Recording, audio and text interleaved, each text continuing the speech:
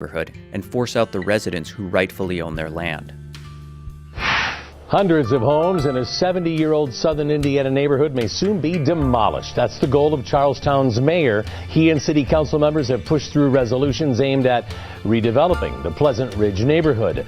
But the plan may have serious consequences for some of those homeowners. First, they'll have to acquire all 340 homes. You're going to have to get all the homes at some point. Now, how do you go about doing that is really the question. At this point, I believe the mayor just does not want anyone from Pleasant Ridge here in the city of Charlestown anymore. We're hardworking people up here. We come to the aid of each other. We love our neighborhood. It's wrong to do poor people that worked all their life for their place and then have to come along and try to take it away from them. We live in America, and what he's doing is very un-American.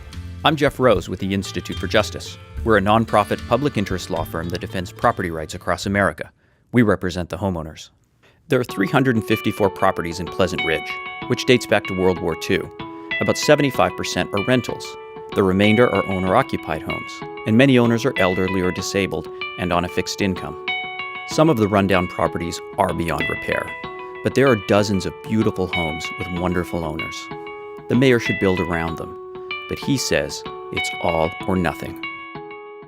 We understand that some of the houses up here do need some rehabilitation.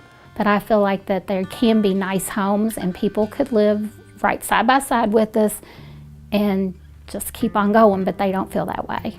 I had no idea that him and his hand-picked council people could make resolutions to take private property. I thought when your house is paid for, you got it made. So here we are in Norton Commons, a beautiful subdivision, and this is what the mayor of Charlestown and the developer want to recreate in Pleasant Ridge. As you can see behind me, the homes are beautiful, but they're not a realistic option for the folks who live in Pleasant Ridge. And so when the developer and the mayor say they want to recreate this in Pleasant Ridge, what they mean is they want to replace the people of Pleasant Ridge with the kind of people who can afford to live here in Norton Commons. Okay, let me show you something. And so here we are in Pleasant Ridge, front of the home of Ronald Dobson, the kind of home that the mayor and the city of Charlestown want to bulldoze. Now sure, it isn't as fancy and it isn't as big as some of the other homes we've seen elsewhere, but it's a good home. It's good for Ronald and his wife. And the mayor can't make it illegal to have an ordinary, modest home. We got no money to go other places to buy another place, and we never find no better place than what we got here. I don't know where the elderly folks will go. And I don't think any of them know either. It's a situation where there's nowhere for them to go here. I'm retired and she's still working. There is no way that we can afford a house payment. Our only option would be to have to move all the way to Florida and live with my brother for a while. Here's how the city's scheme for getting rid of the low-income homeowners works. Phase 1, give them crippling fines to make them sell to the developer. Think $50 per day for a 6-inch tear in a screen door. Phase 2, if an owner refuses to sell, the city will likely use eminent domain to force the sale anyway.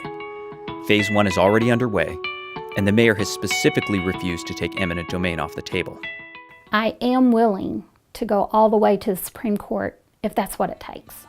Well, me and my wife, we feel like we're going to fight until the end. We will be on this hill when this battle's over.